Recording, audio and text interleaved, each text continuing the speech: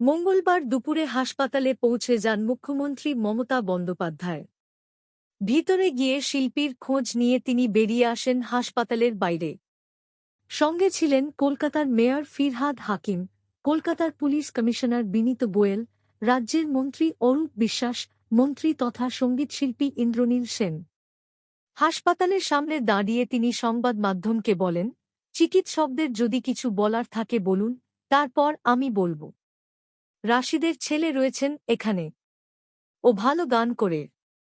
এর পরেই রাশিদের চিকিৎসক বলেন, এতদিন হাসপাতালে থাকার ফলে সংক্রমণ হয়েছিল।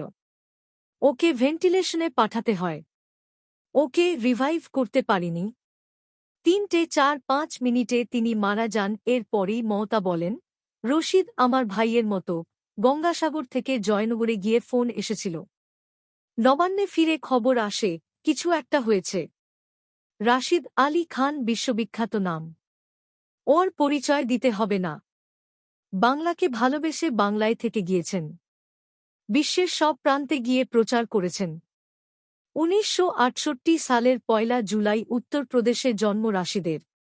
তিনি রামপুর সাসওয়ান ঘরানার শিল্পী, যে ঘরানার প্রতিষ্ঠা করেছিলেন ইনায়েত হুসেন খাঁ সাহিব। রাশিদ তালিম নিয়েছেন এই ঘরানারই আর এক দিকপাল উস্তাদ নিসার হুসেন খাঁ সাহিবের কাছ থেকে, যিনি ছিলেন রাশিদের দাদু। রাশিদের মামা গোয়ালিয়র ঘরানার উস্তাদ গুলাম মুস্তাফা খাঁ সাহিবের থেকেও তালিম নিয়েছেন রাশিদ। মূলত শাস্ত্রীয় সঙ্গীত গাইলেও ফিউশন বা বলিউড এবং টলিউডের ছবিতে বহু জনপ্রিয় গান গেয়েছেন শিল্পী।